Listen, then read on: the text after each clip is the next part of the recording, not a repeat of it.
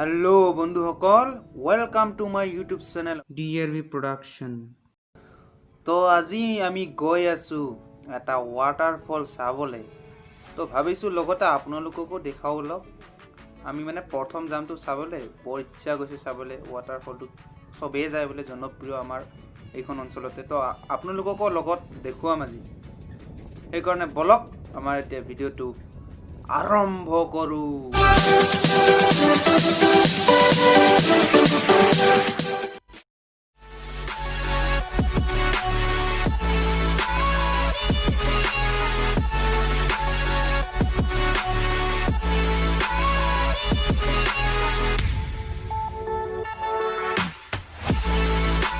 বন্ধুসকল, আমি গৈ আছো, আমি বাইকেৰে গৈ আছো তো, আৰু চাৰিওফালে পাহাৰে পাহাৰ কিমান কম আৰু পাহাৰে আমাৰ ফালৰ অঞ্চলবিলাক মানে গোটেই মানে প্ৰকৃতিৰে ভৰি আছে।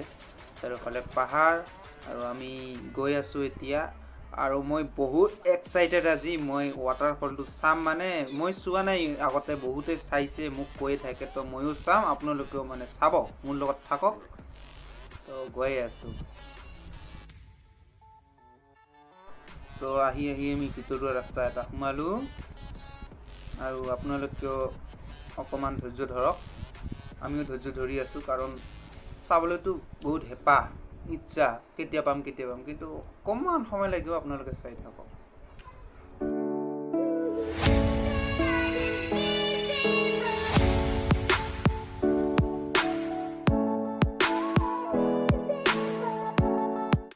তো আমি ৰাস্তাটো সোমালো, যিটো দি যাব লাগে। আমি গৈ আছো, বেছি দূৰ নাই আৰু অকণমান আছে, সোনকালে পাম। তো ভিতৰৰ ৰাস্তা দি গৈ আছো আমি।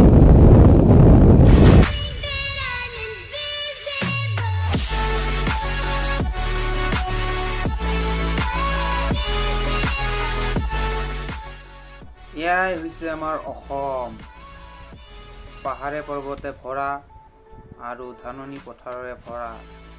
গাঁৱলীয়া অঞ্চলবোৰত ধাননি পথাৰ, কিমান ধুনীয়া ঠাই। আমাৰ অসমখন অতি শুৱনি, সৌন্দৰ্যময়। এইকাৰণে অসমখন অতি ভাল লাগে।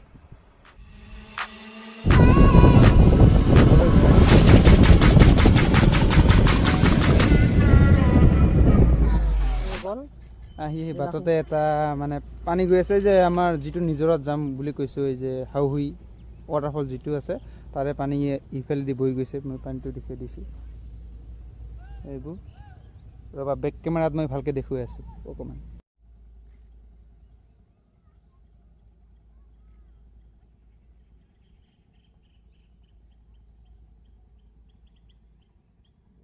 তো দেখিলে আপোনালোকে। এতিয়া আমি আৰু যাত্ৰা কৰোঁ তালৈ, নেকি?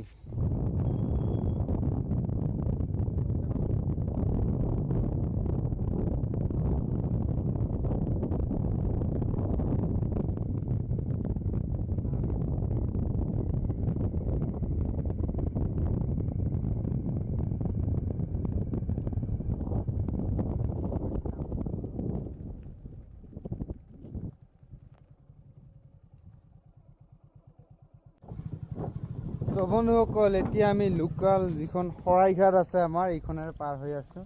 এইখন এইফালেদি বাইক নিয়ে নাযায়, তো এইখিনি খোজকাঢ়ি যাম। মানে বাইক নিয়ে যায়, কিন্তু ডাবলকৈ গ'লে মানে অসুবিধা হয়। চব পাৰ কৰিলোঁ শৰাইঘাটখন, ওখন। এতিয়া গৈ থাকোঁ, বেছি দূৰ নাই আৰু অকণমান, জাষ্ট চাই থাকক।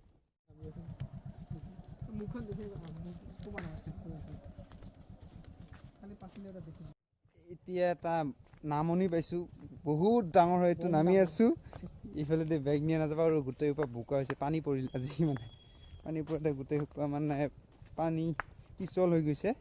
তো জিন্তু আৰু মই খোজকাঢ়ি আছোঁ। জিন্তু, কেনেকুৱা লাগি আছে? এই মজা লাগি আছে, বহুত ভাল লাগিছে। আজি যে আহিছোঁ মই, এইটো মানে প্ৰথমতে কেতিয়াও অহা নাই, আজি প্ৰথমবাৰ আহিছোঁ। অলপ ৰ'দ দিলে আৰু ভাল আছিল আজি। গা ধুব পাৰিলোঁ হয় না? কি কৰিবি? শব্দ ইয়াৰ পৰা শুনা গৈছে না? ধুনীয়া শব্দ আহি আছে। ওচৰত গৈ আছোঁ বন্ধুসকল, বেছি দূৰ নাই, জাষ্ট এইটো আমি শব্দ এতিয়া শুনা পাইছোঁ। এই যে পালোঁ ৰাস্তাটো, এইটো গোটেই সোপা বোকা আৰু পানী পৰিল তাতে আজি, আকৌ পিছল। যাম কেনেকৈ খোজকাঢ়ি গৈ আছোঁ আৰু শব্দটো যে শুনি আছোঁ মনটো কিবা বেলেগ ধৰণৰ ফিল হৈ আছে মজা মজা মজা নিজৰাৰ পানী কেনেকৈ বৈ গৈছে অকণমান দেখুৱাই আছোঁ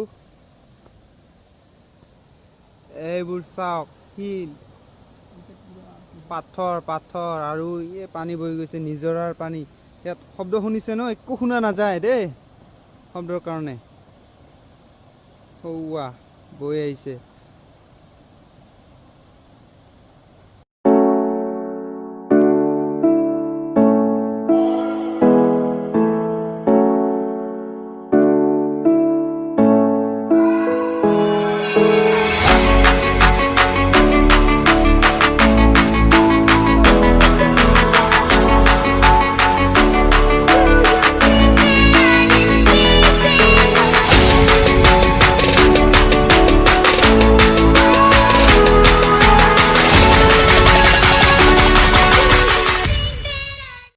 তো বন্ধুসকল আমি গৈ আছোঁ নিজৰ কাষত কিন্তু তাতে গৈ একো ক'ব নোৱাৰিম কাৰণ জানাই আপোনালোকে কিমান শব্দ হৈ আছে এতিয়াই তো আপোনালোকক জাষ্ট দেখুৱাই আছোঁ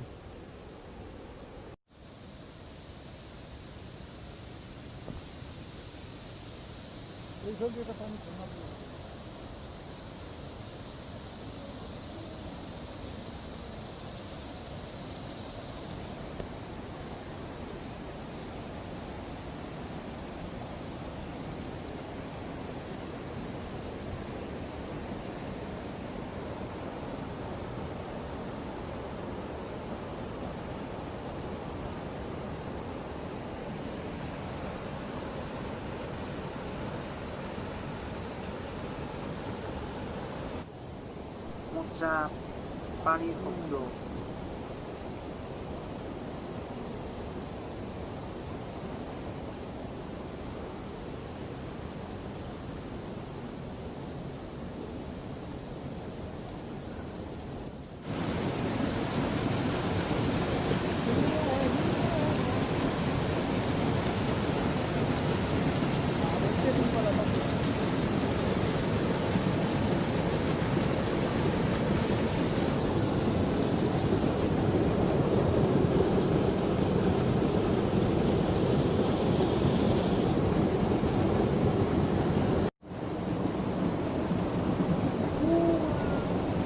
বহুত শব্দ